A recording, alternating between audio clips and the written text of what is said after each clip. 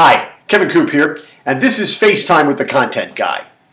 It's about a week and a half ago, I used the word detritus in a sentence, as in surveying the detritus. In that case, I was basically using it as a synonym for debris. And I basically, it's a word I know, it's a word I've used from time to time, and I kind of like it, so I used it.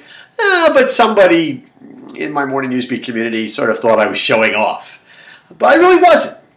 But I was thinking that maybe time for a real vocabulary lesson. In this case, it's a term, a phrase that I had never actually heard before.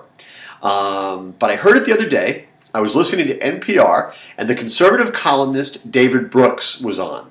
And he used a phrase which I found really interesting. And the phrase is this: epistemic closure. Epistemic closure. It's a really interesting kind of phrase. Now, basically, it's a synonym for being closed-minded.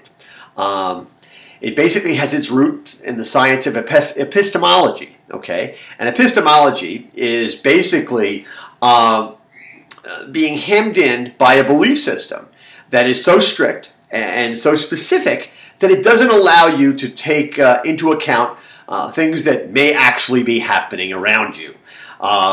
It's basically the opposite of empiricism. Empiricism is sort of the practice of relying on observation and experience. Epistemic closure. Brooks was using it in a political context, okay, referring to both parties, suggesting that in the wake of the recent presidential election, both parties have to sort of not practice epistemic closure and have to be willing to look outside their belief systems for solutions so that they'll actually be able to govern.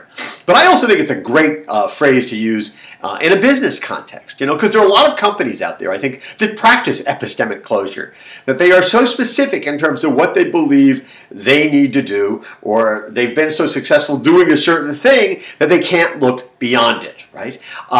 They have basically what they perceive as being core values, and they don't want to get beyond those core values. But really all that means is that they're kind of hemming themselves in with specific boundaries.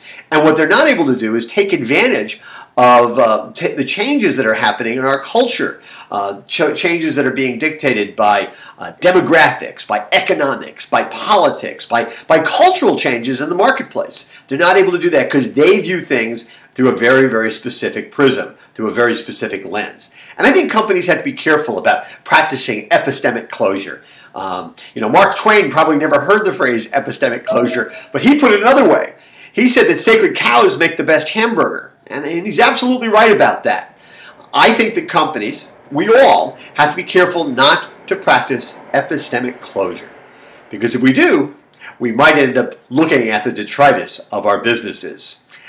Anyway, as Jimmy Malone said in The Untouchables, here endeth the lesson. That's what's on my mind this Thursday morning. And as always, I want to hear what's on your mind.